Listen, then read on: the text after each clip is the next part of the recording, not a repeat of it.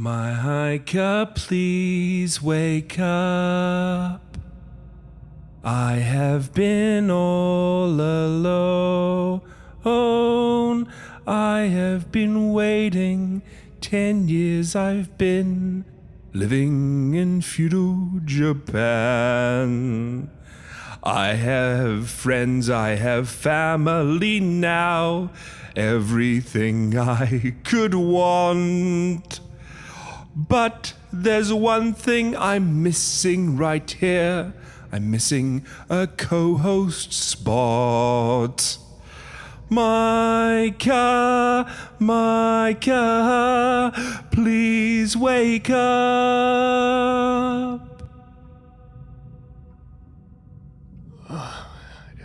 Jaysha?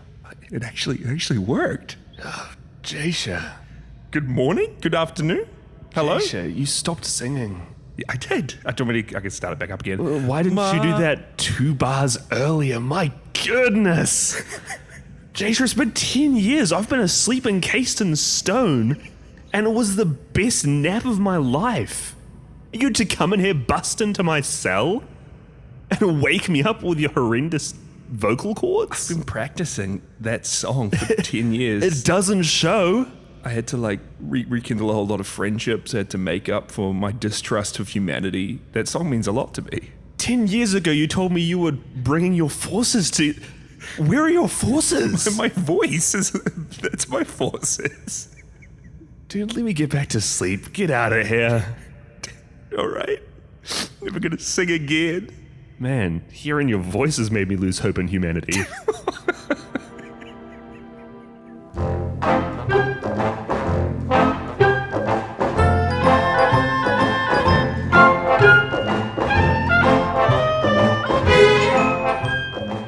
Welcome back, everybody, to another episode of Podzilla. This is the show where we cover all great and wonderful kaiju movies. Mm-hmm. My name is Micah Drake. My name is Jaysha. I guess if we're going by Japanese rules, I'm Drake Micah. Yeah, and I'm Drake Jaysha. Yeah. Is that because Daimajin Kanon is about... Her first name's Kanon. Yeah. But in Japanese, they swap it around. Oh. Your surname comes first. Oh. So we're just calling each other Drake from now on? I think that's going to make it a lot harder for the people who already can't tell us Our names apart. aren't Drake now. Okay. You're Drake Jaysha. I'm Drake Micah. Okay. Cool. Perfect. Welcome back, guys. Today we are going to be talking about Daimajin Kanon, which is a 26-episode mini-series, single season, like tokusatsu children's show.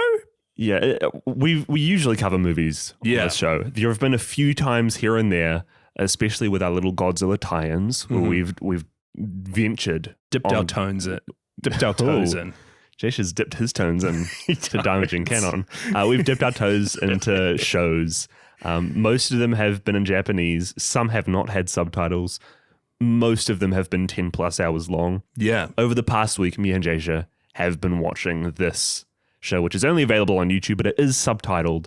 Yeah. 10 to 11 hours of Daimajin content. It was refreshing, man. Go on to the 14, 15, 16-hour binges we've done. You know what? 9, 10 hours? Nothing. English subtitles? Nothing. Able to watch on YouTube? Easiest week of my life. We've been covering Daimajin content the past few weeks on the pod. Yeah. Daimajin is one of the company Daiei's big, alongside Gamera, their big kaiju name. Yeah. Lesser known, Daimajin is classically known as the big stone samurai guardian. Mm-hmm. Kind of like a big old golem, this wrathful god that comes to life when the people need him. The trilogy of movies we covered with him in were all released in 1966.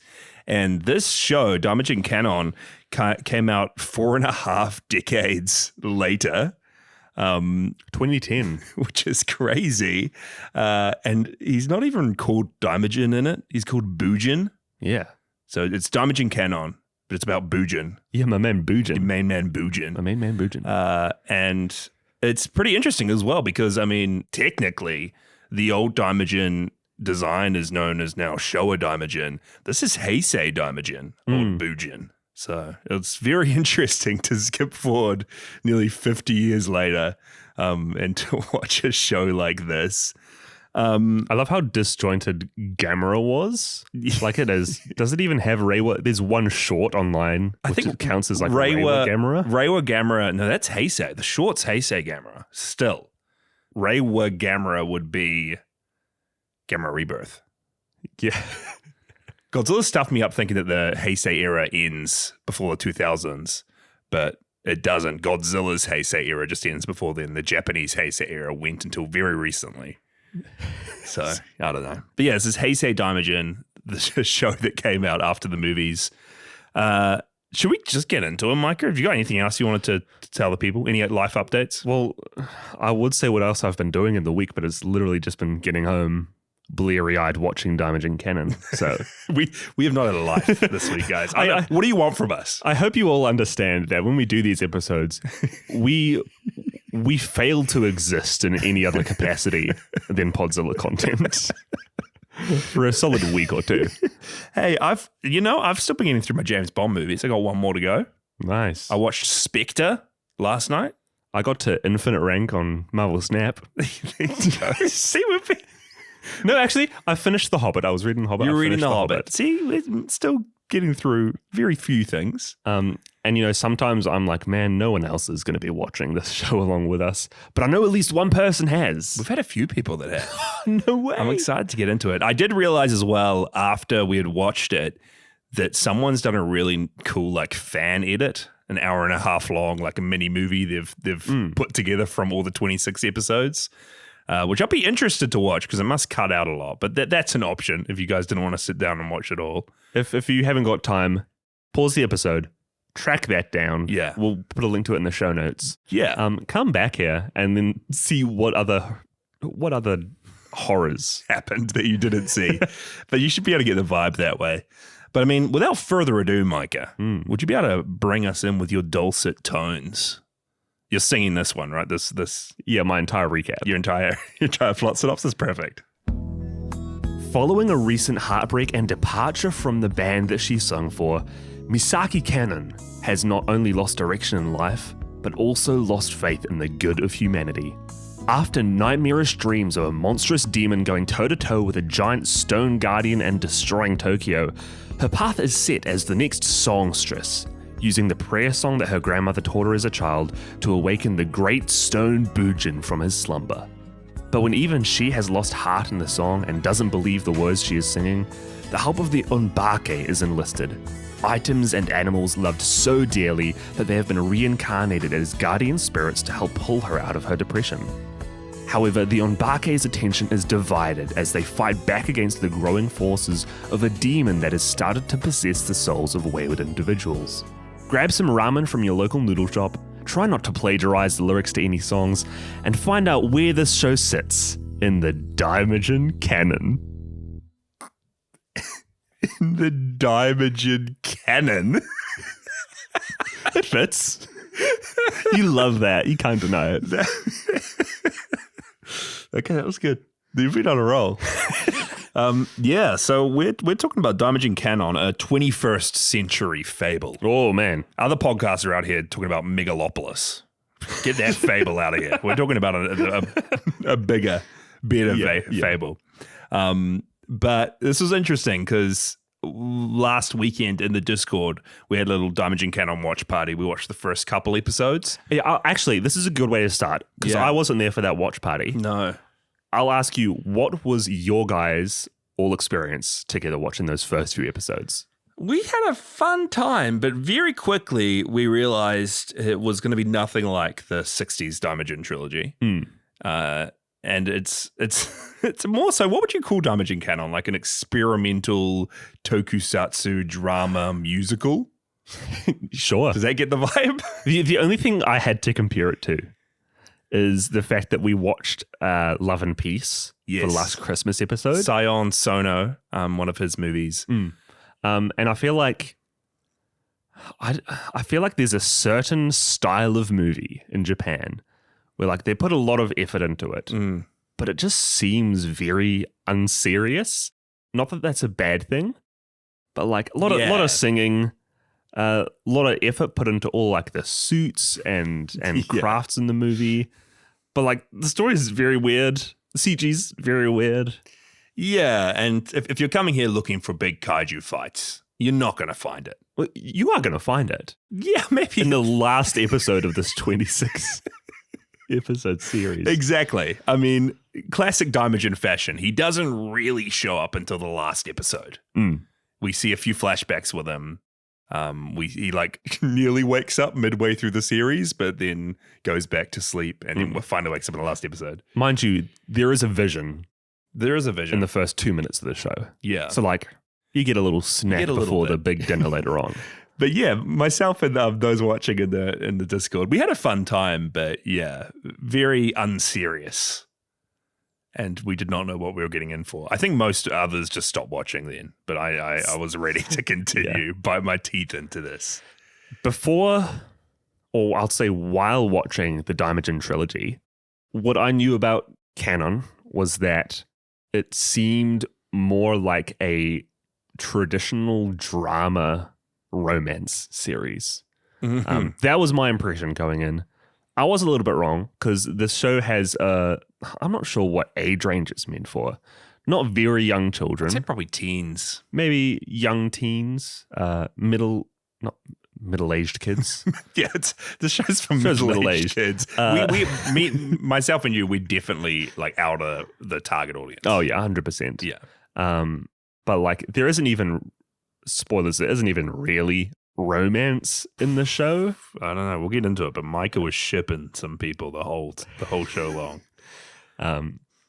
Yeah, there's a lot of stuff here. But I mean, it's about Kanon, right? Yeah. This whole show is about Kanon, this girl who's moved to Tokyo, is by herself, who has just found out her boyfriend was cheating on her. Yeah, she was in his band. Yeah. She's a good singer, and she was in his band, 0 degrees Celsius. Yep. And they have approximately one song that we hear 10 times over the series. Yeah, because I mean, she has a sacred prayer song that her grandma taught her, that she sung to her and with her growing up. Beautiful song. You hear it about 1 million times throughout this show. Jaisho sung it so well at the start of this episode because it is ingrained into every fiber of his being. I'm not going to be able to unhear the melody of the Daimajin Kanon prayer song.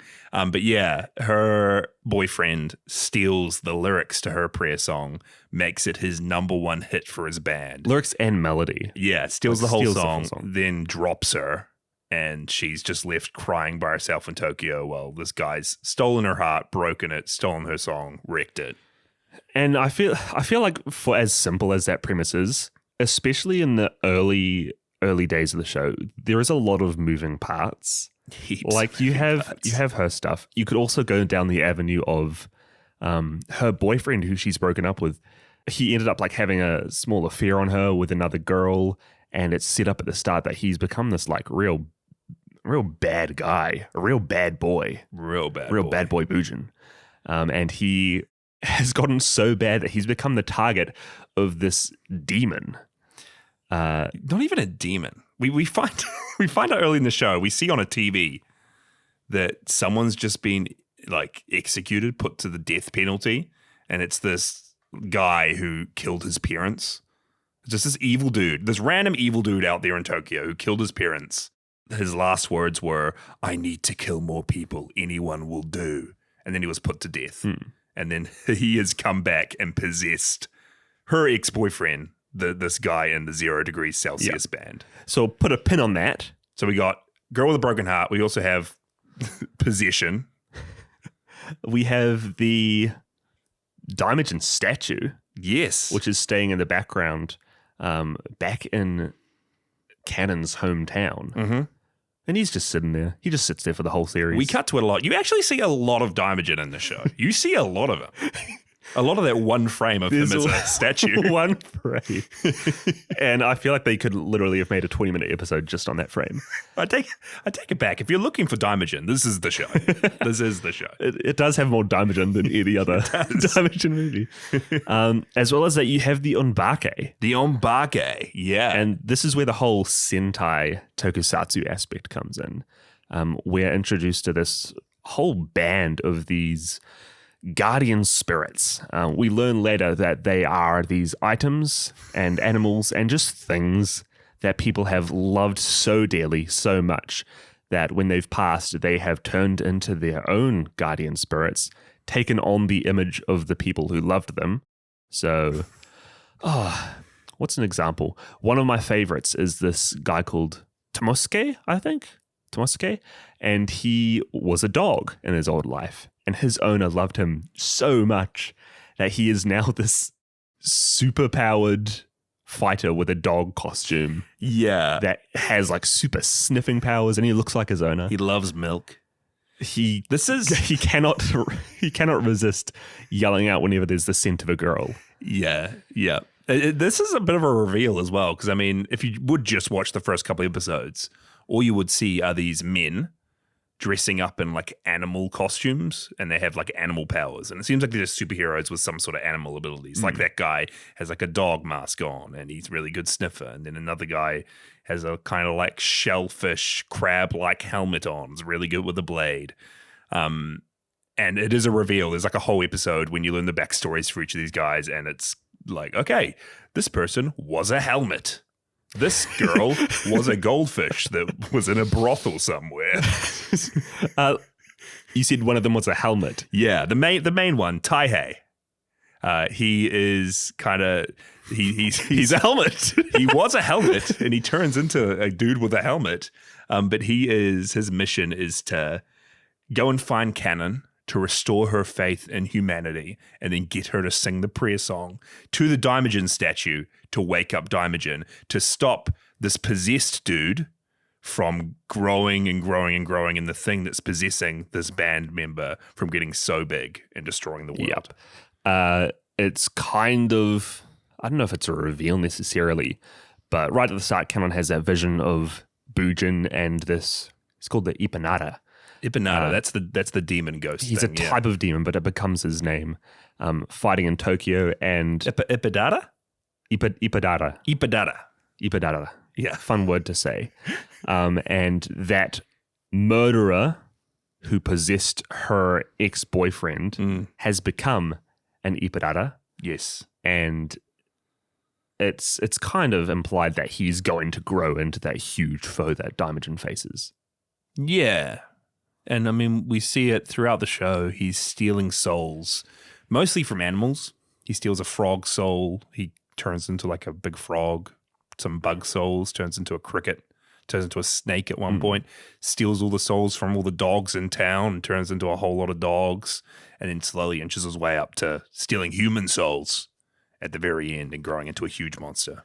And that's kind of the format, especially for the early episodes, is you have Misaki Kanon, who's very, very depressed post-breakup, post-band. Let's talk about her, Micah. I've heard the saying, like, wallowing in despair. I don't think I've ever understood it until watching Kanon in the first 10 episodes of Daimajin Kanon. She is like wallowing. She is the saddest character. She hardly speaks for the first 10 episodes. I think this show, I don't think it's a mistake. But it's going to be a real hard effort for newcomers to go into the show and be invested in this main character. Yes. Because she is so deadpan. Whenever anybody talks to her, she just answers with, hi, and literally nothing else. No. She goes and gets a job on her resume. There's like sports, nothing. Hobbies, I don't know. She's the most bland human being. She's so bland and boring and sad. And every episode it goes into the credits and she's like lying in bed and a sad song plays. And it's just like in and out, just the saddest girl you've ever seen. And I guess the show at that point is the Obake. Are they the Obake? Onbake. These animal item people, superhero guys. Finding her, trying to cheer her up, and she's having a whole lot of like one-on-ones with different people in her life, and they're slowly restoring her faith in humanity. But it goes on for a while. It's interesting what the show does. It's because it feels like every 2 episodes are connected a little bit, and there's like a guest star or a character that pops up just for a couple episodes for a little like subplot, sub-story with her, a little arc in Daimajin Kanon. Yeah. So we get one early on when she is speaking with, and the show's revolving around her replacement. The show's revolving around her replacement in 0 degrees Celsius, a new girl who is singing her song, and like her coming to terms and talking with her and getting her to stop singing her song and come up with a new song. There's a whole thing about when she's still super sad and she gets a job and she's going to college at the same time. It's this whole like arc when one of her classmates is like, hey, my granddad's real sick. Can you please fill in these classes for me? And there's like episodes when she's just going and sitting in these girls' classes, taking down all these notes for this girl, then finds out this girl was just lying to her the whole time and she was just out with her friends. Yeah, because she's seen the dark depths of humanity. Yeah, and it does not restore There's her trust. no hope in humanity. Hope. She doesn't restore her trust in humanity. She's just spent days slacking from her job, sitting in these classes. That would be so demoralizing, taking notes. Yeah. On the flip side, the other half of those episodes is high impact action. Yeah. With these Power Ranger-like superheroes. Mm-hmm. And that's how it goes on for a good while, but it's such a weird contrast. It feels like on her side, she and her arc stays very stagnant for ages. Yeah. It's a few episodes before she really crosses over with Taihei, the living mask, as he's starting to like try and hunt her down and try find her and talk to her and get her to sing the prayer song. And I feel like the show starts to pick up when those two groups start crossing over. It's the best part of the show when she meets the Ombake, goes to their little noodle shop, and we meet more members of the Ombake. There's this girl that's a bird. There's this girl who's in it from the start, who's a goldfish. I think I mentioned her. She's like, what's her name? She's like one of the main girls. Aikichiyo. Oh my gosh. You know what else there is? What? There's the little cute... Buchinko? What is Buchinko? He's a little wooden doll thing. He looks like a little pottery guy. He looks like those... You played Animal Crossing.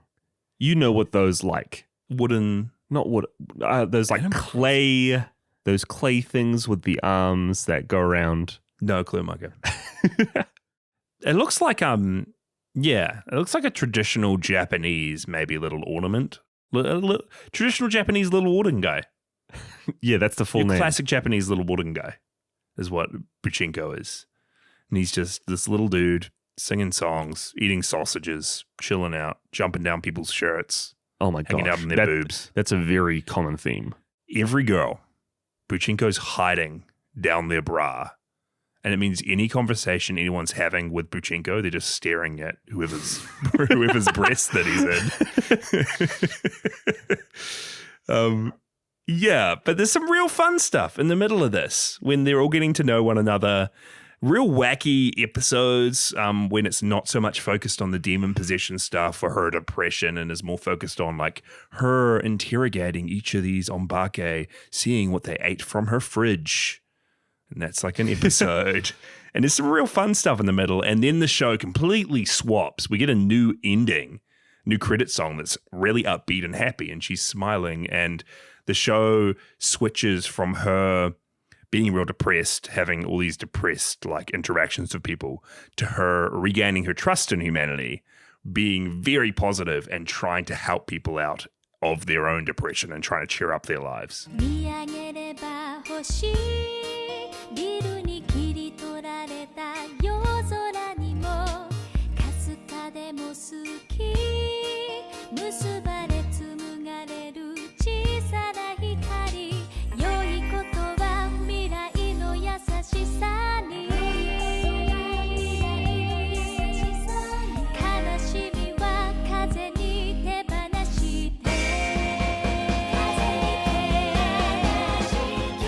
Yeah, this does what the like classic Japanese shows usually do, where, I mean, this is 26 episodes long. Usually for Japanese shows, there is a clear split in the middle, due to like broadcasting providers and the changing of seasons, it allows them a long time to have like a break in between shooting and production and think about where they want the series to go. We grew up watching shows like One Piece, where that's also a thing, and basically changed its like credit song and its even its intro song. Yeah. You see a lot of changes in between that little break. When One Piece stopped the "Who We Are" song and swapped to, was it "I Believe"? I Believe is such a good song. they had some banger themes, They man. did. But this does the same thing. You're right. Where it completely changes up the tone for the credits, like halfway through the season. But like, the tone so drastically For the whole changes. show. Yeah. The whole show changes, and she's really happy. But then the stuff with the Ombake, it gets very disconnected. Like it intertwines for a bit, but then it gets very disconnected, and it's just them fighting a different demon monster every episode while she is cheering someone up every Yeah, episode. because at the halfway point, we're basically just doing a recap of the entire show, which I love. At that halfway point, they managed to finally track down and like contain Kanon's ex-boyfriend and draw the spirit out of him. Yep. It then enters one of the Unbake and then departs again, just into like random people across Japan. Just people helping. So even from that, the story becomes much less focused, and every episode is just from what was a very small, Tight-knit group. yeah, a small group of Onbake. It's like every episode, every few episodes, you're getting introduced to a new Onbake just without really any introduction. Hey, here's this dude. We'll throw him into a fight. He's a kettle. Oh, hey, Yeah. here's this dude. He's a stovetop. Oh, hey, here's a girl. She's a praying mantis that someone really trusted and cared about. Yeah, here's this guy with a funny mustache, but he's also a safe. And And he has a guy who's a coin inside of him. I love the implication for all of these. You see that first group and you're like, oh yeah, the dog was so loved. Someone cares about his dog. Someone, the mask, even the helmet, someone right? took care of the helmet. A samurai's polishing Fair. his helmet every day. Yeah, he has a connection to it. And then you get to the stove. And then you get to the kettle. Someone cares about their stovetop so much that he reincarnated as an Ombake. Yeah, you know, I'm thinking like a chef. A chef who loves cooking, loves That's his prized position. His prized position stove. is super cool stovetop that never lets him down. Maybe someone who really loved the whole process of making tea. The kettle guy. What do you think the coin? I don't know, because he's one of those little people. Oh yeah. What are the difference between the little you people have and the like big people? you have like the buchenko, you have the girl buchenko. It's like a flying. You have pink these ball flying Buchenko. pink, maybe a flying. She's like one of the things of Harry Potter. like a Quidditch. She's a Yeah. Quidditch ball. You have a flying pink, you have a flying blue, I think, who's seen once or twice in the whole show. You get that coin inside the safe dude. You also get a harmonica, Yeah, which he's that pretty makes sick. that makes sense to But me. where did he come from and where does he go? He pops up for a few episodes. Micah, we get a sword. We get a katana. Forget about the sword. Tobe? Tobe. Who shows up for a couple episodes. He does his classic attack when the Impedata is becoming dogs. Yep. He turns into a sword. He turns into a sword, goes in its mouth, comes out of its butt, and he yells out while he's doing it, anal penetration attack. Yeah, man. Was that your favorite moment of the show? Dude, that maneuver takes years to master. Check up that power on the wiki on Wikizilla. Yeah, there's some random guys with random fights. It's so, the thing I find so weird is I feel like, and this is one of my thoughts like across the whole show, is from that first half of the season, you have a lot of players in the game to work with. Heaps of people, not even like the Ombake at the noodle shop, but everyone that Kanon comes in contact with at school and at her job that you actually get to know real well. Like one of the other human characters you find is, I forget his name, but there's this businessman and he gets fired from his job because the director really just didn't like him personally. And so he like, it's implied that he was going to commit suicide, but he really was just going to sing from the top of his lungs because he loves music. Yeah. And he and Taihei end up making this song that goes viral on the internet. And And Squirrel and the Tiger song about layoffs. yeah. Yeah, he What a song. really cheers up this dude who I think he was about to jump. It like cuts back to that a few times. He was about to kill himself because he lost his job, and Taihei cheers him up with a song because all this guy ever wanted to do was make music. and really cheers him up. Really happy. That arc ends where like the director didn't want this song to be online, so he hires him back into the company on the condition that he never sings that song ever again. Yeah, because singing a song about layoffs is making the company who let him off look bad. And he joins the company again, and that's that. And it feels like there are so many of these people that show up that they're going to come back in later episodes, and they're going to be reused, and there's going to be like more interweaving of all these characters. Yeah. Like that girl who joins on to 0 degrees Celsius as the new singer. It's very easily seems like a few of these people who can play instruments are going to make a rival band or something, but they just as quickly drop these characters as they come across. It's interesting because it does get you to really care about them. One that's probably my favorite of these little side characters was the like head waitress at the restaurant. And this is in the early days of the show when Kanon is super depressed and she shows up at work and she's not talking to anyone and she's really down and she's hiding in the back room when she gets set off because of something. And this head waitress like takes her under her wing and like invites her to this little dinner that they're having and sits next to her and talks to her and invites her back to her house and shares drinks with her and like actually asks her how she's doing and really starts regaining her trust in people. And this really cool character. And then she's just gone and she just pops up for a bit part and like later on in the season. But there's all these characters that were really great supporting cast and it just kind of chucks them aside when those were the people that I was interested in. And you're talking about as well, we get so many things later on in the show. We get like this girl who Kanon's dad is wanting to marry at a retirement home. We get a piano prodigy, this young girl who loves piano, but her mum's really strict and doesn't let her do anything else but play classical music. And like that girl in particular, that young girl who's being made to play classical music, the show just ends with her getting taken away with her mum. And like you're thinking all these people are going to come back at the end and all of them are going to sing a song and reawaken Daimajin together. And they just don't come back. And I wonder if the show is wanting that to show like that there is a reason not to trust humanity, or like for a show that has such a positive message in the end.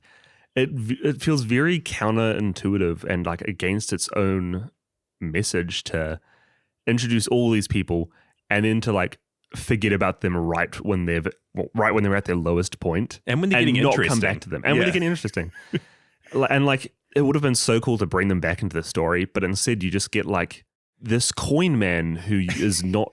I have no clue what he even is. I don't care about a big bell guy that just shows up out of nowhere. All these random... That old sensei with his spell scrolls. All these old random onbake. Honestly, I zoned out. Like, it's interesting because for a show I was going into when I was like, okay, let's watch some kaiju action. The action scenes in this, whenever the onbake are fighting the demons, the whatever... Impedata, whenever the onbake are fighting the Impedata, whenever they fight the Viva Pinatas, which is like half of every episode, that's the part I just zoned out from. Like I did not care about the random onbake of the week fighting a random Impedata in a different animal. Well, he's a snake now. Like that's the stuff I zoned out of, and I was actually more drawn into Kanon's story and Kanon refinding her love for music and regaining her trust in people. But even that, as the show went on, became less interesting because it was just introducing us to cool characters and then throwing them away. I think my favorite part of the show was that middle bit when she starts to cheer up and she's hanging out at the noodle shop with the onbake and they're all having fun misadventures together. But it really is only a few episodes. Yeah. Yeah, like one of my favorite characters is actually that goldfish onbake. The goldfish, the scantily clad. I think she's called Slutty a few times. The slutty goldfish is your favorite character. The slutty goldfish is one of my favorite. But she is portrayed as this really wise character, and especially in the first half, you really get to see just so many cool interactions between her and the other onbake, and like even some set aside time between her and Kanon herself. And you see some real cool dynamics, and it builds up not only these superhero characters, not even these Sentai onbake, but like you get to know them on their personal level when they're more like in their human forms, which is so cool. And I feel like in the early days, that's what makes those fights with the Onbake very fun. Like when you started to learn about Taihei's character, then it's really fun to see him in his helmet form slipping over in the sewage and farting 10 times an episode. What was with his farts? I don't know, man. But like it makes his interactions with anyone and everything so much better. Yeah. You get to the latter half of the series and there's this grasshopper lady who's introduced. I cannot tell you a single thing about the person underneath her mask. Like there's scenes in the last episode where everybody is together and everybody does sing the prayer song. All the Onbake Bujin. sing the prayer song for Bujin, and then we also see at the end a few of the side characters. Yeah, like but singing as well. Specifically in that scene where you see all the Onbake singing, you look at the crowd and you're like, half of these people I know really well, but I haven't seen them in ages because they've been overthrown by these new Onbake who I haven't seen these faces. How do these new at all. Onbake, how do they know the song? They weren't there when Kanon was learning it. They weren't there when everyone was crying in the noodle shop. You know, they didn't earn that. Yeah. Who are they? It's like Daimajin Kanon was just wanting to sell 1 million different action figures. You know what's funny? I can't find a single action figure for anything in this But show. it was not popular enough to get any action figures. Yeah, it's real weird. And it just feels real messy because there were definitely that middle chunk of the show where I was really having a good time with this. And There's a lot of I was loving heart in the show. a lot right? of heart. And even the way it uses music, like I think we're understanding how much music's in the show. It feels like every episode there's like, especially for the first half, like 3 or 4 songs. Everyone's singing a song. The slutty goldfish is singing a song with a ukulele. They're all singing songs in the noodle shop about goblins trying to get them. The prayer song we hear heaps. The intro song for the whole show. Someone hurts you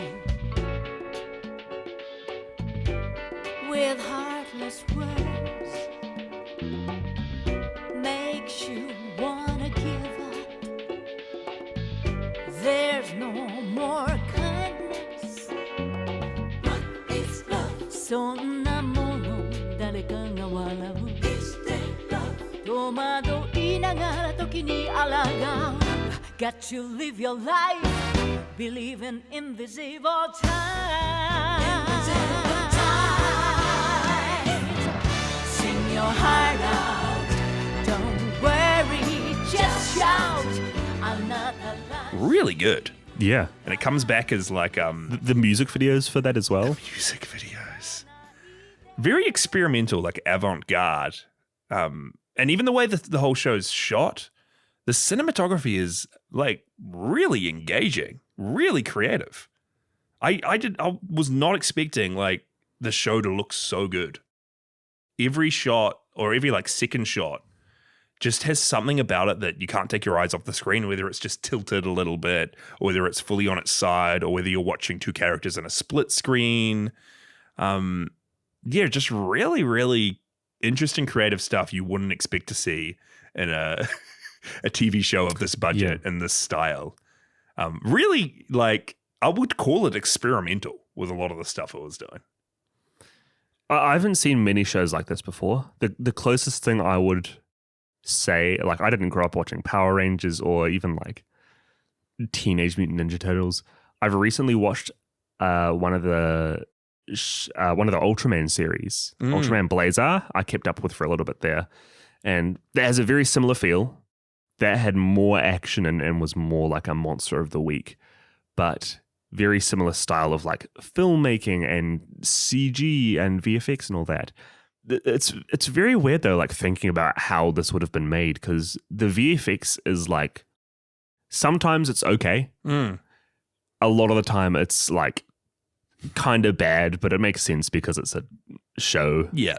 And yeah, it's just really interesting that in a show that seems very low budget, you have a lot of people who are doing real well. Really like good work. The cinematographers. Musicians. Again, the music's really, really good and really heartfelt, like actually emotional at times. Yeah. I really love all the stuff the clothes designers do for the show. Like everybody's outfits is so cool. Like I really do love the design of all of the Onbake's Sentai outfits. How about when they put on their festival outfits? The festival outfits, Showing which their consist underwear of like a what do they call like the things the detectives or like the police wear, like the under the armpit, like gun holsters. Yeah. Nothing but holsters and underpants. That was another episode in the middle when they're getting ready for the festival and like the girls come in with music playing and they were looking great and then the guys are showing off their outfits. What happened to that part of Daimajin Kanon? We just get indescript dude fighting a demon. I don't want that. Yeah. Do you have a favorite like on Bake of the group? Was it that dog guy? I really like Tomosuke. He's very fun because like they use his powers in real fun ways, and he's like the comedic relief character of the bunch. Or is he? I think he was. He and Taihei kind of share that role in different ways. Yeah. I do really... For the human character, Taihei is my man. Taihei is honestly... I love the actor and how he portrays the character. He's just this very happy and positive and happy-go-lucky and just funny guy. I think Taihei is my favorite character as well. Even from his introduction, when he's on a motorbike and someone's littering, throws a can out the window, and he literally picks up the can on his motorbike and he's like making it his mission. This guy's not got a litter. And he like brings back the can, puts it on the dude's car. And even just from the funny stuff, again, the farting, which I was 100% sure it was Jason loves the farting in this every episode, he's child. He's farting. There's like an episode that ends and he makes a shocked face. And the next episode begins and he farts. And that was the reason he was making the shocked face. That was a cliffhanger. I sent Jason a text message the other day and I'm like, dude, I'm calling it now. Taihei's farting is going to be the biggest Chekhov's gun for a reveal later. Does he have a spirit inside his stomach? I thought it meant something, but then they drop it after the first, 10 episodes or so. He doesn't fart again. Yeah. But he suddenly got very good gut health. He does. Started taking some probiotics. But yeah, I think he was my favorite. He was really heartfelt, really funny, and just the relationship he builds with Kanon. This was who Micah was shipping. Micah was wanting Kanon to fall in love with this helmet. Yeah. Real quick, my other favorite Sentai was the shrimp crayfish dude. Yeah. His outfit just looks really cool. But yeah, Taihei, the reason he's probably my favorite all around is you see so much screen time with him, especially with Kanon. They're the two who build up like the closest relationship to the point where they're like a lot of the time like driving each other around to different cities and like just having meals together. And he's made it his goal. Well, this is kind of like a big crux of the show, is that his mission was to get her to sing the song for waking up Bujin. Yeah. But his goal after spending time with her turns more into like, I just genuinely want this girl to, get to know herself better and start to gain confidence again to the point where she can sing in general, where she has the confidence and the heart to do that. And it really feels, and I'm so sad it doesn't go there, it really feels like it's going to culminate with this real cool romance between them. Micah, he's a helmet. He is a helmet. He is a samurai's helmet. You reawakened as a guardian spirit. Using the face, the facade of his owner. It's not a facade. He's a helmet. It's, dude, compared to like Shota, the little kid who's a stereo, who's like a TV, a helmet's good. You guys, get ready. Micah's going to be making out with and he's going to be one of those guys who's like in love with his body pillow. You all for this inanimate object? You know what? Love is love. Is that what you're saying? I'm putting a casting call out there. If anybody sends Podzilla a Taihei body pillow, there will be pictures posted online.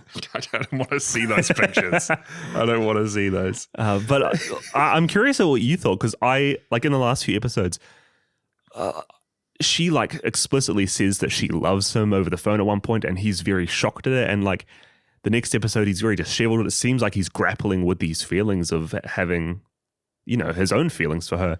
And it just doesn't go anywhere. It felt more like friendship to me. I really liked their friendship. I think it was just them grappling with different feelings, like him actually starting to care for her and care for others, like the dude who was laid off. Yeah. Like just him grappling with these feelings that as a helmet, he's never really had before.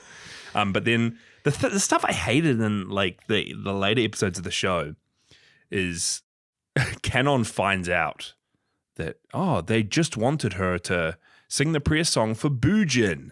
And I'm like, Kanon, they've been mentioning that since the start. Why is this a big reveal in episode 20? And like another reveal is like, oh no, Taihei was just wanting me for my voice. And it's like, no, he doesn't. They're like trying to make big drastic reveals out of absolutely nothing that we should know by now. It's almost like that they kind of wrapped up a lot of their story threads halfway. And they give us the recap episode. Like they fully captured the Onbake. Yeah. And then after the season split, like they're trying to find any reason to have any more like Drama. reveals or drama or just anything to make you feel excited about watching. Yeah. Yeah. And that stuff didn't really work. But again, I mentioned it already, but just the music. Like when she actually rewrites the songs, I mean, what happens is she regains her trust in humanity, sings the prayer song to Daimajin halfway through the show. And then he starts waking up and he's like, I hate that song. And then he turns back to Stone. And she's like, oh no, he doesn't. Daimajin talks. And this is halfway through the show, guys, not the last episode. Daimajin's throughout the whole thing, you know? This is the Daimajin show. Oh, sorry, the Bujin show. Oh, sorry, what was his other name? Omahito? The Omahito show? That's his name? Oh, well, actually, that's a great point. So the connection there is that Bujin was the first Onbake. It stated that he was a giant, like, brass bell. He was a bell. That was loved by his community so much that he got turned into the Onbake. I'm not too sure where the name Omahito came from. Maybe that was what they called the bell. Is he Daimajin? Is he a giant demon? That is Daimajin. Yeah. Isn't that what Daimajin meant? Maybe, yeah. Yeah. I don't know.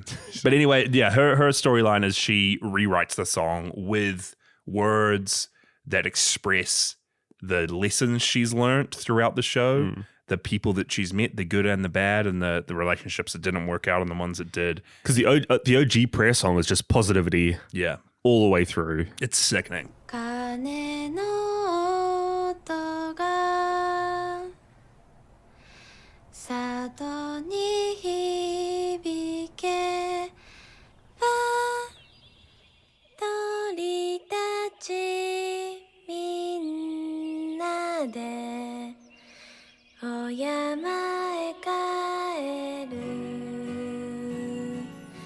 Peace and love. Oh, get it out of here. And Daimajin's whole thing is like, there is not just peace and love in the world. No. There's bad stuff too. And yeah, she ends up adapting her song really well.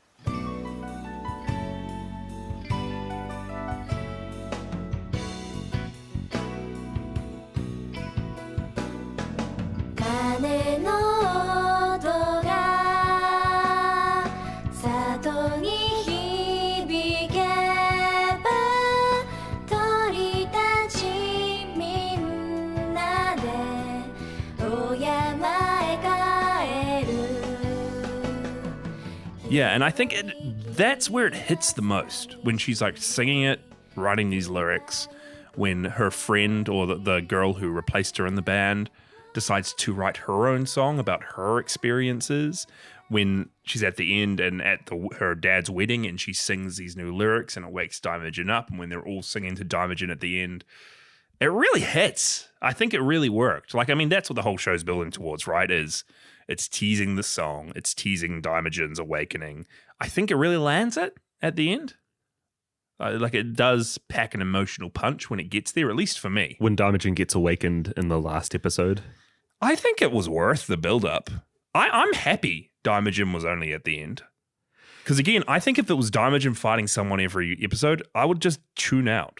Yeah, no, I actually really like the fact that they used Bujin very sparsely. I like that he was just in the background. He was something they were building towards. He did make an appearance in a flashback. It fits with how he's portrayed in the original series. It is. He is much more like humanized, funnily enough. What's he doing in his flashbacks? He's singing and dancing and falling over for the townsfolk.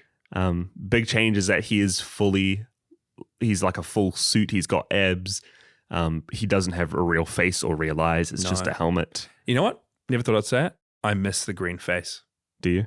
This Daimajin is not scary in the slightest. No. He sounds like an old man when he's singing. I don't know what to feel about this guy. Yeah, his voice kind of clashes with Kanon's, which is very, very weird. Yeah. What did you think about, the Daimajin episode, though? I mean, he does the classic X in front of his face. He wakes up, and then he goes to battle this huge kaiju-sized Ippadata, who's fully CG. The worst CG of the show. Daimajin's first monster he's ever gone up against. Daimajin's only monster? Yeah. Daimajin's only monster at this point. Yep. And it's a big CG, Mr. Fantastic-looking dude with white hair. Yeah. I thought the fight scene was cool.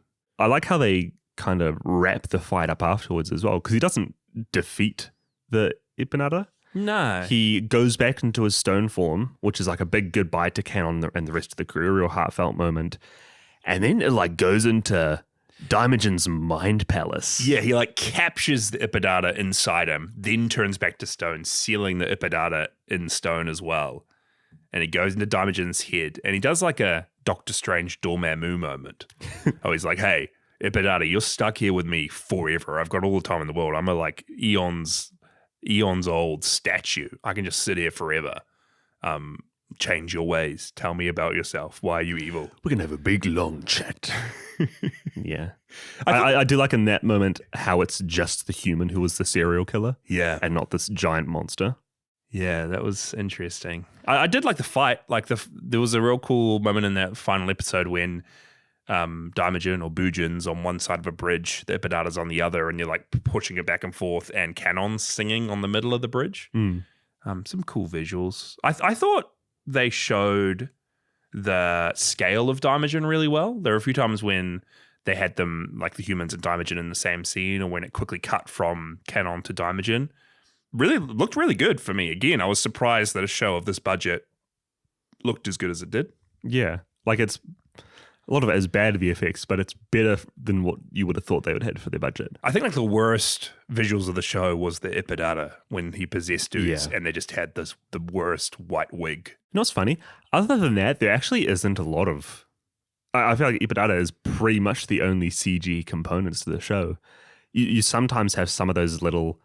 I don't know what you'd call them. The little ombake? Little bake. The little bakas. And they show up a bit more frequent. Like, Ippanata changes forms every episode. Dude, what was happening? Due to what he's possessing. But those little ombake, they show up very, very frequently. So they're much more polished. They look really good. What was happening in like the latter half of the show when it's just each episode is a random possessed Ippadata walking around like a cryptid in the woods, like a naked Ippadata walking around like Bigfoot. Yeah. That just happened for episodes and episodes. I don't know. And they really hype him up to be like, he's started becoming a Decasoul. I've never seen a Decasoul before, but this guy, he's becoming a Hexasoul now. Just wandering around like the Jersey Devil in X-Files. Yeah. That's what he looked like. He does. Yeah. Actually, I'm surprised we haven't spoken about this before. What did you think of the actor for Misaki Kanon? Yuka Rakuna? Yeah, that's her. I loved her. I wasn't sure how to feel in the first half when she was super depressed. She acts very depressed very well. Yeah. Yeah. I was convinced that they hired a protagonist who couldn't act. I mean, back at school in my class, there was a girl kind of similar who was just very quiet and very to herself. And I think she nailed that. Like, I did believe it. I just didn't really like her as a character. But as the show went on and when it cuts to the credits and she's happy for the first time, it's like infectious. And her smile throughout the show and her music throughout the show and just her positive attitude, she really won me over. I'm wanting to track down anything else this actress is in. I saw she was in a horror movie called Hair Extension that I need to check out. Like a possessed hair extension? I think so. But she was good. She was the standout awesome from this. I loved her. She portrays a very innocent and hopeful and joyous character. Yeah. Insanely well. Yeah. One of my favorite moments is, I don't know, at some point I can't remember what happens, but she starts like believing in herself and believing in humanity again. And she just like has this full scene where she's just running around roads in nature, stops overlooking a town on a bridge and just starts like singing the prayer song. Not badly, but like not perfectly. She's very breathless. She's not singing all the words. She's humming parts, but she's singing parts. And like, even though it doesn't sound perfect, like she's just putting so much joy into singing, into the moment of singing the song. Doesn't sound perfect, but it's perfect. It is perfect to me. Nice job, Kanon. Yeah. She was amazing. I don't know, man. Is there anything else you want to talk about? You know, I'm going through my notes here. Should we just go through our notes? Let's rapid fire. Let's rapid fire random bits and pieces. The kid actor for Kanon, there's a lot of flashbacks of her as a little girl learning the prayer song. I have never seen a smilier kid in my life. This little girl was just like infectiously grinning every flashback as she was singing the prayer song. Nearly as good as adult Kanon herself. Yeah, her singing was awesome. Again, not perfect, but there was so much joy in it. Again, it's pretty amazing how with like a snap of its fingers, Daimajin Kanon goes from this real depressing, moody show to showing you characters and songs and smiles, and just like it really makes you feel happier. Yeah. Which is strange, but it really does feel that way. It really does cheer you up. It really does make you believe a little bit more in humanity. I don't know. I feel that.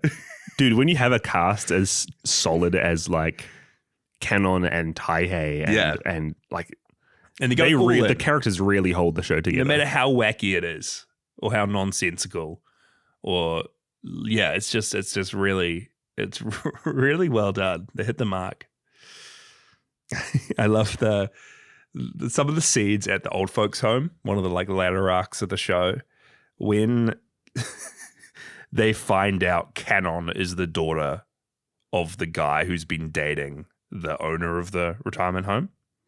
All the old ladies that have been in their wheelchairs for all the episodes stand out of their wheelchairs and rush at Kanon and like hug her. There's just some great comedy moments like that.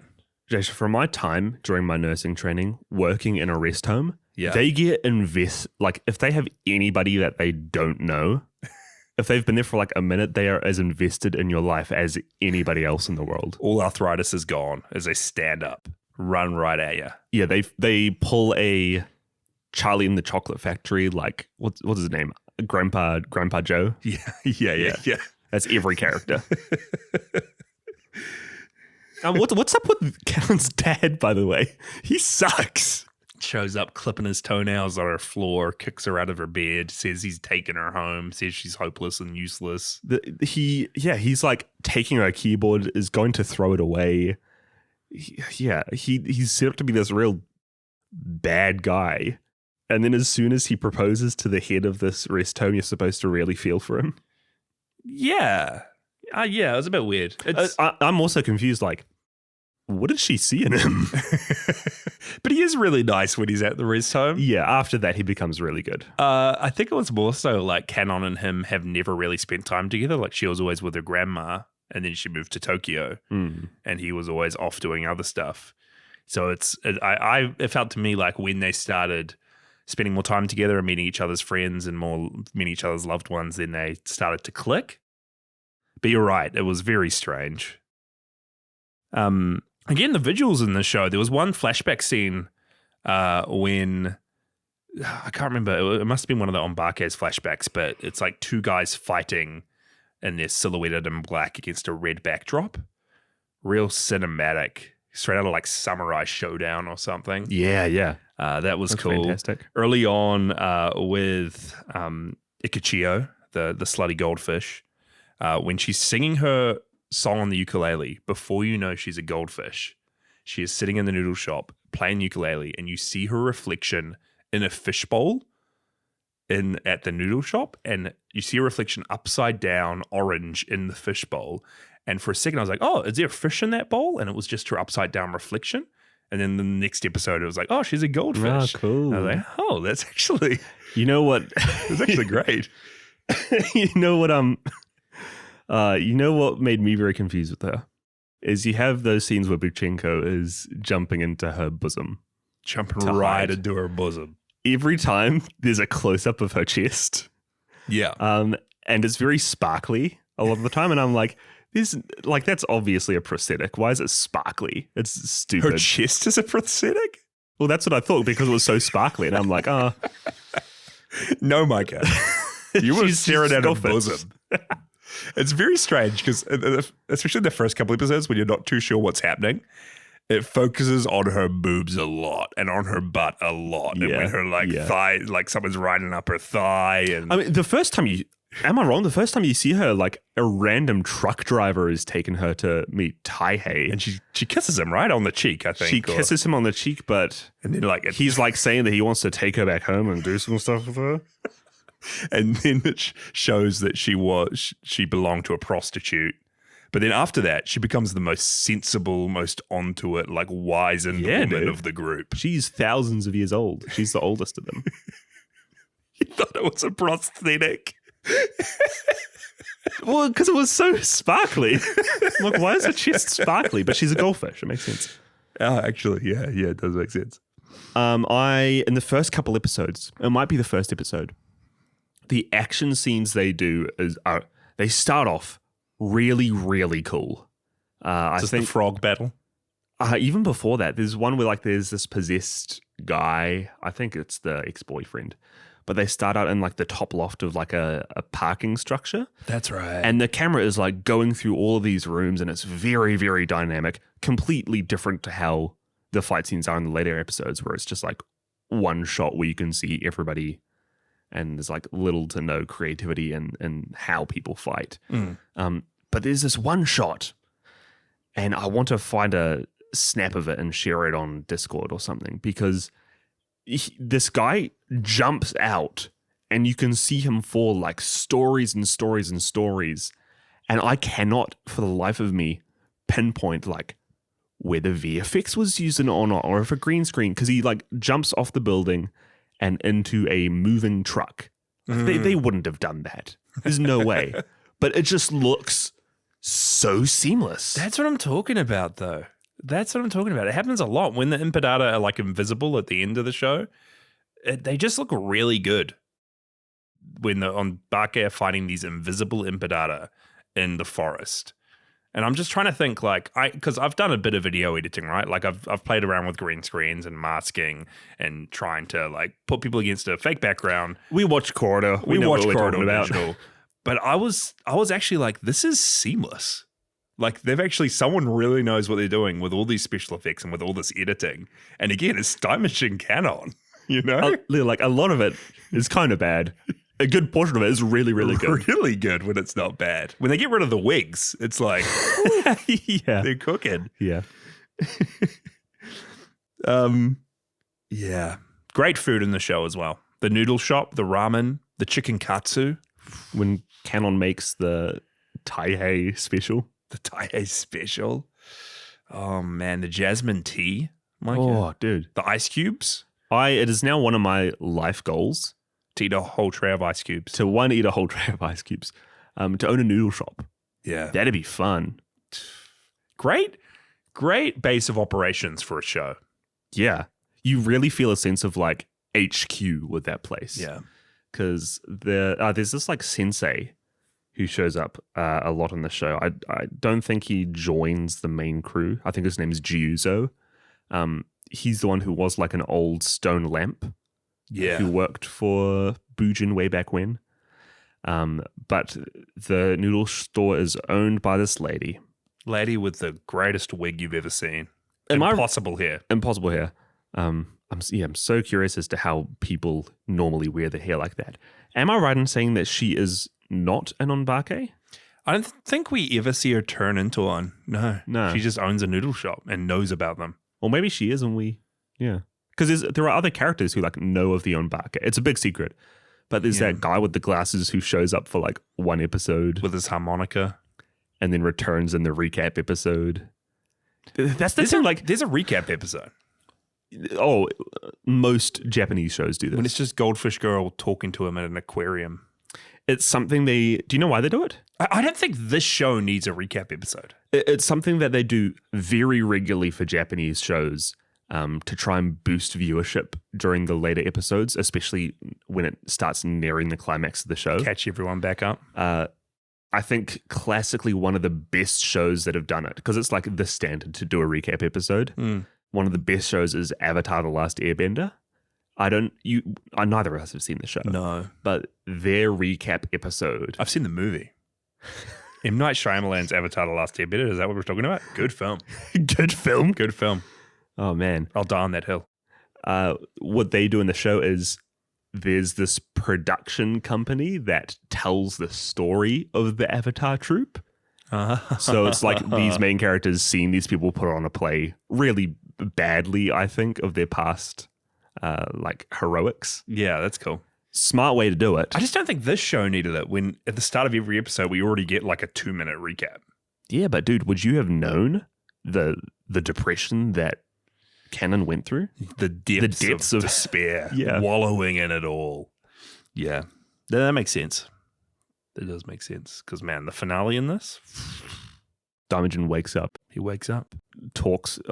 Actually, he does do like a big... First is the episode before he wakes up and they're singing the song to him and he's like, oh, I don't want to wake up. No, the song's not good. I hate people. It almost turns into like a WandaVision Vision versus White Vision scene, though, with just like the two of them trying to argue with each other. Yeah. And come to a philosophical conclusion. Yeah. About why he should get out of his stone form. And I kind of like how it made him feel like old school Daimajin a little bit when it showed that the reason he's turned to stone was he once awoke to fight Ipidata, the demon things, and he was fighting one in the forest and then one appeared in the snow and he went and versed the one in the snow, but there was two at once, and then humans, he took too long to get to the second monster, so the humans didn't like him for it, and then he turned to stone because he didn't like the humans anymore. But I kind of liked how it felt like the same kind of locales, the forest, the snow, the mountains. It did feel very 1966 for me. And his character ended up in that place of like, he felt very neutral towards humans. Yeah. Which is how, Daimajin ends up being in the movies. Like, there's a lot of through lines. Yeah, and I think that this really takes the Daimajin character and adds some stuff to it. Like, I wouldn't want to see Daimajin again if they made a reboot. I wouldn't want to see Daimajin without the prayer song, for example, because I feel like that's so classically Daimajin now. Yeah, it's kind of like the Mothra. Yeah. The Mothra theme song. Like knowing the song, making it your own, and singing it to bring him to life. I'm really sad that there wasn't any follow-up to this. I mean, it was self-contained. It was like a proper finish to the plotline. That being said, though, I would have loved to see like Misaki Kanon again in some capacity. Taihei, those two. I can't get over those two. You just want her to make out with a helmet. That's all you want. It's not true. Stop putting your words in my mouth. Should we go to some final thoughts? Should we wrap it up? Yeah. Micah, you're looking pretty darn depressed, mate. You got to get some food in you. How many extra large ramens do you want to get on me? Oh, on you? On me. How many extra large? The max you could get is 5 from me, extra large ramen. You're not paying for a single one. No more than 5. You know that when I'm feeling down, when I'm feeling down in the dirty, dirty depths of the world, pretty darn depressed. Nothing gets me back up like an extra large ramen portion. On me. Extra large ramen. I don't even have to pay for. Oh, man. This is hard because I really like the feel of a lot of the show and I really love the characters and I really love I love the direction that they took the original Daimajin story in. This feels like a real fresh take. I feel like you don't often see fresh takes on kaiju media that fully change up the formula. But like changing this into a super long series that is way more of a focus on the characters and their relationship, and the whole themes of having positivity while not being blind to like the bad stuff in the world, but being able to like rise up above that. I think that's a cool message, right? Because a lot of, especially like shows in this vein for like teens, for kids, very positive messages, just very positive. But this one focuses on like, there's positive stuff, but there is really bad stuff out there that we all go through that's going to mess us up. It's going to kick you down. Outside. Yeah. But getting back up, yeah, that feels like a real profound message for younger viewers.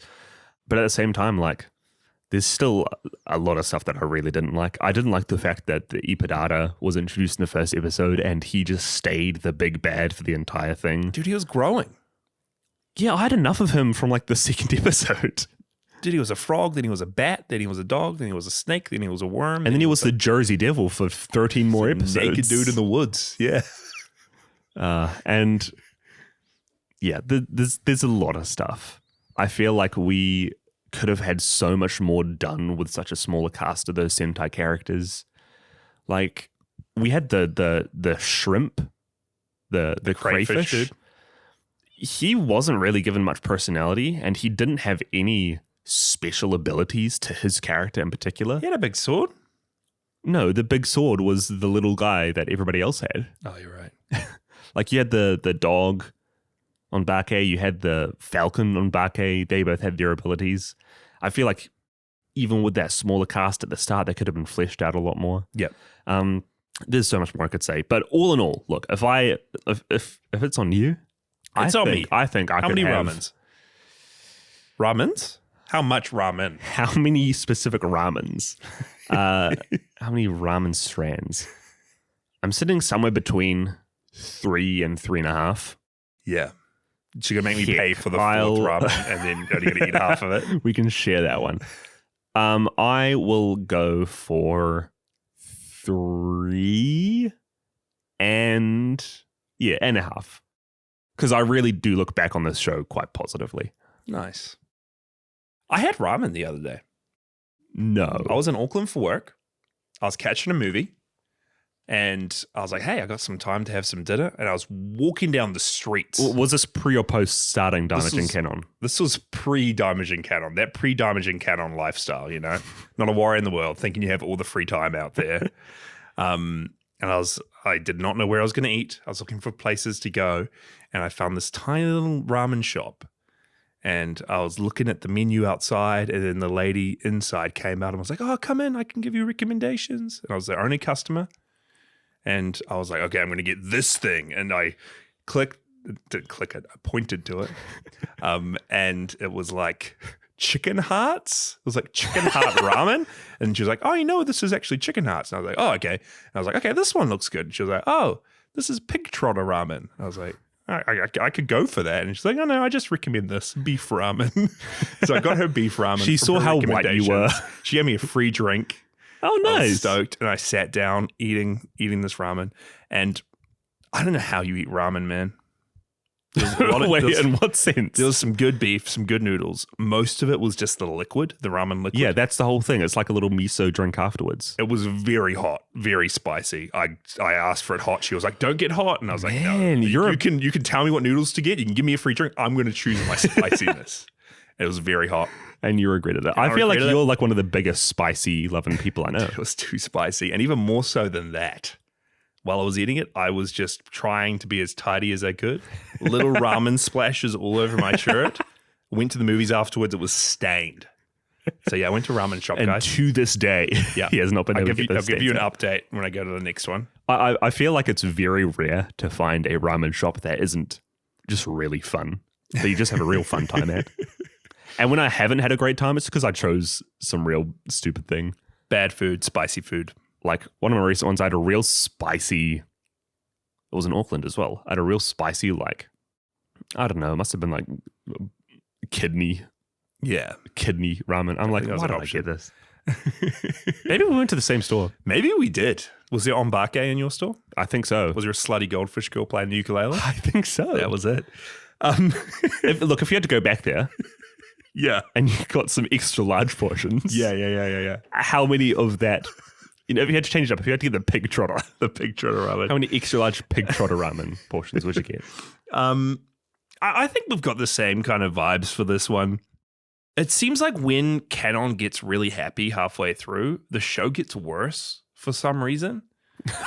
It's very strange. Like I do love how upbeat she is. The character and the actress really comes into her own. But it's the start of the show that really got me, and the middle bit when we've got this tight-knit group of characters. They're all really goofy. It's this real different experimental style. All the storylines like coalesce together and they're all working together. And then when it separates out and goes into, okay, half the episode is them fighting a monster, I do not care about it. My eyes glaze over. And then her Kanon like being real positive and singing a song to someone, which I liked, but then those people that she gets close to don't come back. It just feels like it falls apart. The formula falls apart a little bit. You know, I think I know why that is. I think that they do a really good job on like the Kanon-focused drama story. Yeah. Most Sentai shows, your main character or main characters are all part of this Sentai fighting group. Yes. So you get so like doubly the amount of time with the people beneath the masks as you do them actually fighting. Yeah. Whereas like in this one, you're split between Kanon and then the masked people fighting and then the people underneath the mask. And like, if you had to tell me how many times you saw Taihei fighting in his suit, a handful of times. it's like 3 or 4. Yeah. Which And is early not a on- lot for being like the main Sentai of the show. Early on in the show, and that's when I cared about the kaiju fights because I cared about him. Yeah. Yeah, it's my favorite stuff in this whole show are the comedic moments in the noodle restaurant, all the heartfelt songs that they sing and learn together. Taihei's and Kanon's relationship. Their friendship. Look, relationship is all encompassing. Yeah, but you're meaning something when you say relationship. No, in You're that meaning sense, her I was doing it with a meaning helmet. their- But I'm not. I'm not meaning that. I said nothing of the sort. And I think my main takeaway from the show is I loved how heartfelt it was. Like I really did. Yeah. I really did get wrapped up in the emotions. Just like you said, really cool, positive message behind it. I mean, I don't know if I've talked about it on the show much, but I really struggle with depression. Like I went through a huge bout a couple of years ago, and it nearly wrecked me. But just to watch something like this and to see that it tackles those deep moments, doesn't ignore them, and kind of shows how one can flip that around and change their situation and come out of it better for it. And how to process it a little bit as well. Yeah, I didn't expect to be watching Daimajin Kanon, a TV show based on the 60s trilogy, and for it to like be this fresh, like you were saying, and this different. Yeah. This is like the Godzilla -1 is all about like survivor's guilt. Yeah. This is the kaiju media about depression. I think it is, which is crazy. Funnily enough. And I don't know about you, but like when she sings at the wedding at the end, even during the credits of the final episode, when she has got her opposing, the girl that replaced her, and the dude from the aquarium, and her waitress from her shop, and the young girl who was playing the classical music on the piano, like when they are all back and she's singing to them, I was just bopping out and smiling. Like, yeah, some moments really got me, and that's why I feel really weird about only giving this a 3 out of 5. I'm only getting 3 extra large ramen out of 5 because I feel like in my heart I should be like I really love it, and there's aspects of it that I would like give 5 out of 5, but then most of it, especially later on, it just kind of lost that's me. fair. Yeah, To be fair, like, I think 3 out of 5 does it a disservice because you should watch it. And you should check it out. this is probably one of the reasons why I haven't kept up with Letterboxd and very intentionally like rating movies, is because I end up being so much more like subjective about them than a simple like 5-star rating goes to show. After like 2.5, nearly 3 years of doing this show, like you come across pieces of media like this, which are just so great in some areas and poor in others, but it doesn't really skew it one way or the other. It's a hard one, right? Because Yeah. I loved Daimajin Kanon. I'm glad, really glad and stoked we watched this. Yeah. I'd be happy to be known the rest of my life as the Daimajin Kanon guy. Like I could make this my whole personality. Can you please? Jason, you're saying that you can. Can you please? But I don't think it's it's perfect. I don't think it's a 5 out of 5, but I do just love its spirit. I don't know. Yeah. Yeah, it's a tough one. But yeah, I hope you guys do check this out. Again, it's free on YouTube. Definitely worth watching. We've got 3 listener reviews, Micah, all different sides of the spectrum. You guys went through the trenches with us, the 10-hour trench. Well, let's start off with one from G. Kira, okay? I'm ready for your Jikira response after this. Yeah. Jikira says, I didn't watch more than the 2 episodes in the watch party, but what I saw was pretty effing bad. It couldn't seem to decide if it wanted to be a soap opera or a Sentai show and was really incoherent. It certainly wasn't a kaiju show, since Daimajin doesn't finally get off his ass until episode 24 out of 26. Jikira gives it a 0 out of 5. You know, if you're coming to this show with the lens of watching kaiju media, I think you're not going to have a super great time. But then I also think, like, I'd like to say it for all of us. If we gave more things than just kaiju, like we all love kaiju, but I feel like I feel like it's a very normal thing for fans of kaiju and like Godzilla fans especially. Oh no, I'm not going to lump you guys all in there. A lot of people who love kaiju movies don't watch a lot of other types of genres. But like the kaiju, like the Godzilla movies we love are things like -1, when we connect to the characters and really connect to the family aspects and their personal stakes. And I think there's a lot of that stuff that's done well in Daimajin Kanon. And yes, there's a little taster. Absolutely. There's a little bit of kaiju to boot, but it focuses on a lot of the other aspects and areas that I think collectively all of us, P-fans, I'm lumping you in with this, can connect to as like viewers of shows and media. Yeah, the -1 analogy is really good because a lot of people, fans of Godzilla, watch that show and they come out of it really praising the human drama. Yeah. And when a show like this excels at human drama, but it's not something that really any average viewer would spend a lot of time sitting through. Yeah. It makes it hard to recommend and hard to... Totally. Yeah, you know. But I get you as well, Jikira. It was pretty incoherent the first couple episodes. It does make sense and it does coalesce and it does really become its own. But you just need to give it a little bit of a chance. And I would recommend giving it a chance, checking it out and watching the rest of the episodes. And like I was saying, Daimajin's in a lot. That's that still frame of the Daimajin statue. He's in it every episode. He's present in the back of the show. Here's another review from Repod Reptiles, Mike. Our good friend Repod. Repod says, alrighty, what is there to say about Daimajin Kanon or Bujin Kanon? The saving grace of the series has to be its characters, whether it be the human characters like Kanon, the Super Sentai like heroes like Taihei, or even the supernatural beings like Daimajin and the Ippadata. They all bring their own charm and manage to keep me watching the show. Also, the miniature work is very well done. The flashback fight scene in episode 2 really had me interested in this version of Daimajin. However, I think one of the greatest flaws of this 26-episode series has to be its pacing. I didn't lock in until episode 9, I think. The first half of the series drags quite a bit while being interspersed with the Sentai heroes going against the Ippadata. The first half just felt too clustered, trying to juggle so many subplots. It just felt a little boring at times. Overall, I can't give the series more than a 3 out of 5, but I do hope to check it out again sometime soon, though. As always, gentlemen, keep up the great work with Podzilla. Cheers. Cheers, Repod. Cheers, Repod. That's interesting you say that, because I think the first half I liked more than the second. But I agree. It's the pacing. It's the pacing of the show and how it changes from getting you really interested in one aspect of it and then it completely loses that aspect of it. Yeah, weird. But lastly, we have a review from Henshin Hero or Preston. And Preston says, sing your heart out. Don't worry, just shout.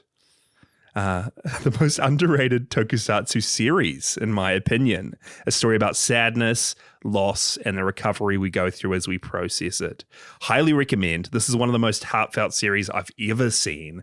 I give Daimajin Kanon 5 heartfelt songs out of 5. I love that.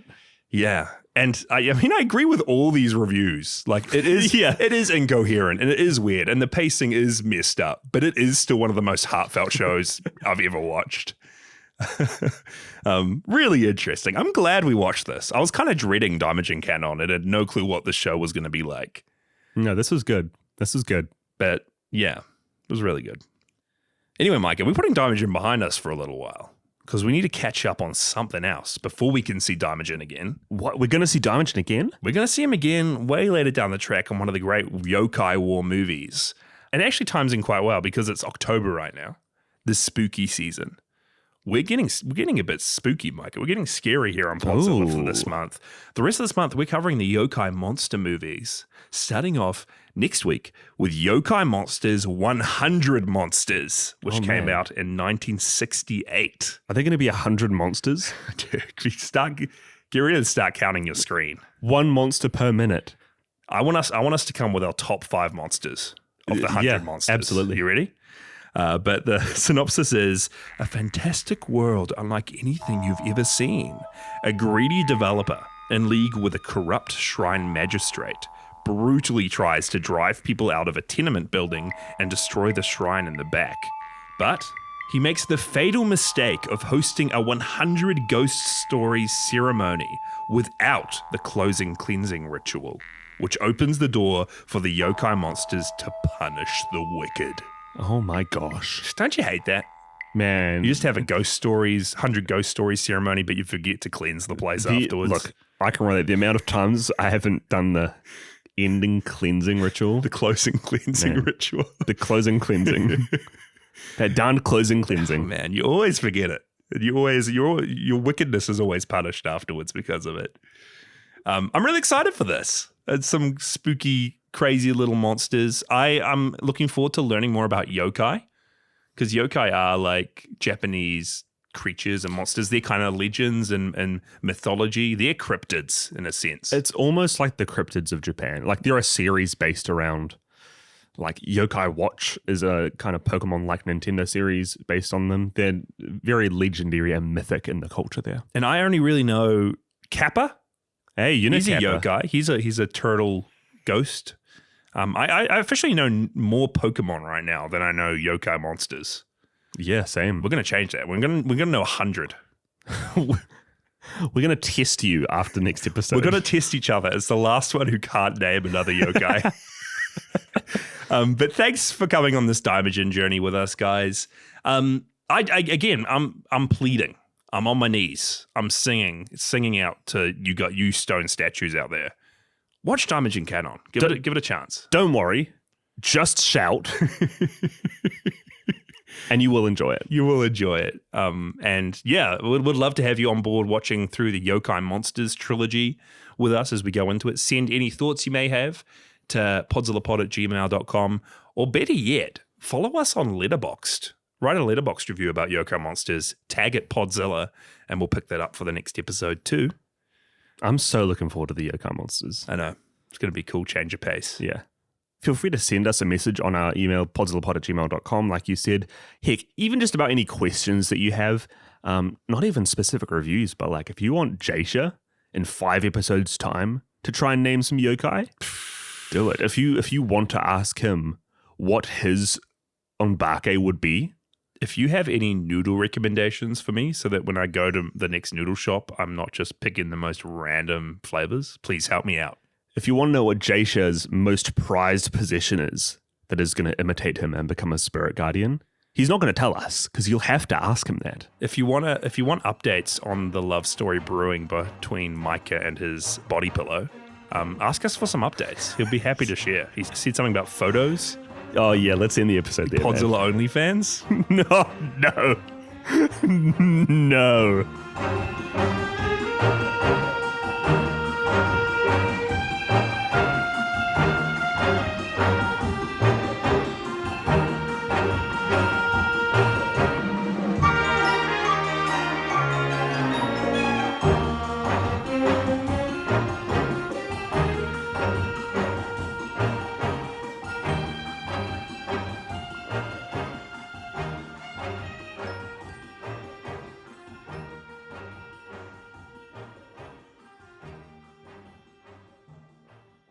Dude, that was a good episode. That was good.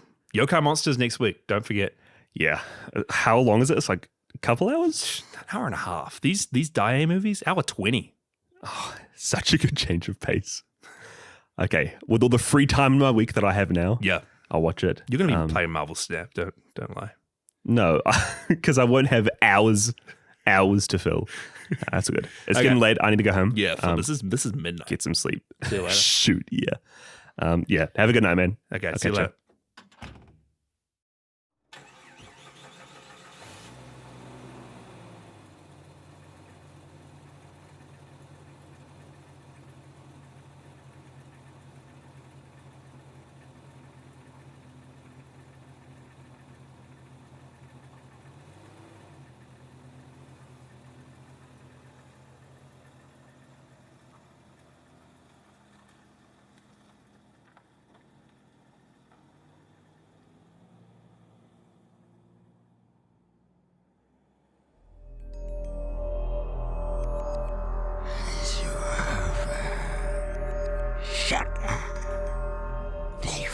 God to do the closing cleansing ritual. We're going to possess their recording next week. Anyone who listens. I'm a yokai monster. I'm a kappa.